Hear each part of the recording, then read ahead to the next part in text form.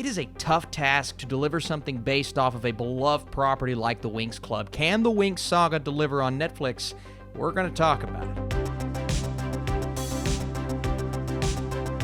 What is up, Netflix fans? Welcome back to my channel. Today we are talking our way through the brand new show on Netflix that is Fate, the Winx Saga. Like I said before, based on a property that so many people love, have this affinity and affection for. And I want to start off saying I have never seen, well, any of the source material. I haven't seen the original show, any of the spin-offs, and just seeing these posters, and I went in and watched a couple of clips online to try my best to get a vibe of what that show is, and it's colorful, it's bright, it's cheerful, and I can completely understand why so many people love it. I'm here to say this is a very different show, but it is one that I'm at least intrigued to talk about. So, spoiler-free review, as always, let's get into it. So, Fate the Winx Saga follows the coming-of-age journey of 5 fairies attending a magical boarding school in the Otherworld, where they must learn to master their powers while navigating love, rivalries, and the monsters that threaten their very existence. This comes from creator Brian Young from the Vampire Diaries, and it's based off of the Italian cartoon Winx Club that I'm sure many of you watched on Nickelodeon back in the day. And as always, I'm doing Netflix reviews every single day, it seems like, on this channel. So if you want to support them, drop that thumbs up and leave your comments down below.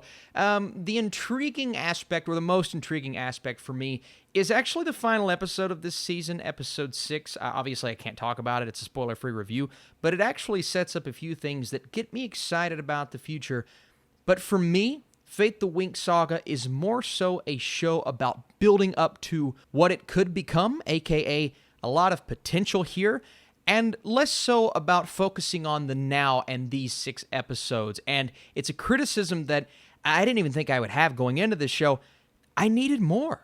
I needed more than 6 episodes. I needed more character development, build-up. I needed to understand these characters a bit more, more of that group dynamic, and we start to get a bit of it. And I understand this is way more so about the build-up of these characters, but it almost feels like when you're watching, you have to have an idea of what this world is, who these characters are. The knights and the fairies, we keep going back to the knights, and there was never really any explanation, at least in the first few episodes, as to what their roles were, and rules and certain power sets, and I'm sure a lot of those things will come, but it just felt like I was missing 1 or 2 elements from every single episode up until episode 6, when we finally just kind of set everything off on a crazy path. I almost want to make a separate video talking about that ending, but that's when I really started to get invested in this story and these characters, even though in nature it was predictable. You can kind of see what's coming, but I'm okay with that if I'm entertained. Now, all of these things being said, it sounds like I'm being extremely negative. No, I actually found some entertainment in this show.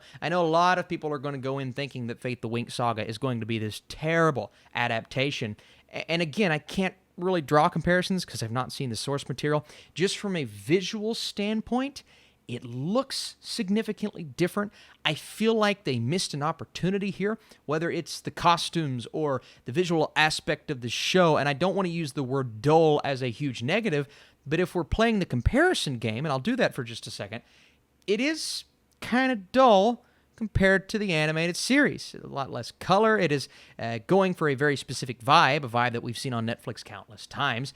It's also kind of this modern-day Harry Potter-esque show mixed with these young adult books like a Hunger Games or a Divergent. It has that feel to it. You have the love triangle, which is another thing I felt like they could have developed it or fleshed that out a bit more. But overall, with all of these criticisms and story nitpicks, it really comes down to the fact that I wanted more because I really wanted to love these characters. I like them enough because of the performances. I think the cast is great. Now, there is a bit of controversy coming in, whether it's the whitewashing controversy or the fact that you could have just included some of the things that they didn't include from the original show. And again, I can't necessarily speak to these things not knowing what the source material is all about. I will admit, though, the cast that we did get, I think we could have made a more well-rounded cast, but the cast that we got, I thought they all did a good job. Obviously, the standout is going to be Abigail Cohen as Bloom. She's kind of the focal point of this series. She is the fairy that is kind of unsure about a lot of things, whether it's where she comes from being so separate from her peers, or getting over the traumatic events of her past. When they were displayed to us, I'm like, yes, this is what I need. Character development. I want to learn who she is. I want to know and understand why she's doing the things she's doing. And then we go to the next episode, and it almost feels like they kind of offset what they're building up in the episode before a couple of times throughout the series, right? In one episode, she's really struggling to use her powers. In the next episode, it's kind of easy. And again, I understand why they do these types of things. It's just another inconsistency that I see in this script, and we get those inconsistencies throughout, but there's so many good elements. I feel like this show could have a fan base. Is it going to be as widespread and just this monumental event as something like Bridgerton? No. There's going to be some on one side of the fence, some on the other, but I think we can all agree that there's at least potential for this show to grow into something more. Again, only 6 episodes. It's season 1. We're getting a lot of character build-up and development, and it turns into something at the end, something I can't talk about just yet, but I saw what I think a lot of people will see, and that is the spark of a really good show. Unfortunately, throughout the first 4 to 5 episodes, it was kind of up and down. Visually, again, I think it could have used more color. I think the special effects are fine for what they are, to be honest with you. I love the look of something like the burned ones, and that's when I really started to get on board with this, is when we kick into the mystery of it all. We have the development. About 2 episodes in, I realized it wasn't going to be the development that I think we needed as an audience. So, okay, once we get past that, and our team starts to come together, which is what I was expecting. You look at all of the posters, they're all standing together. That's when the show really kind of kicks into gear, and that's when I became more interested. And it's familiar. You have the love triangle, you have the mystery, the legacy of the school, and all of the characters, and things we've seen in numerous Netflix shows. I mean, look at the Vampire Diaries. It's a very similar show in nature, but again, I need you guys in the comments down below. Are you fans of the source material? Are you not? How are you approaching the show, and do you feel the same as me or different? All of those things. Appreciate the conversation and your support on this video. At the end of the day, I believe this series showcases plenty of potentials, but in season 1, it cannot quite overcome the screenplay issues. I'm going right down the middle, the 50%. Again, I think Fate the Winx Saga shows promise. I just needed a stronger season 1 personally, but that doesn't mean it's not going to find its fans.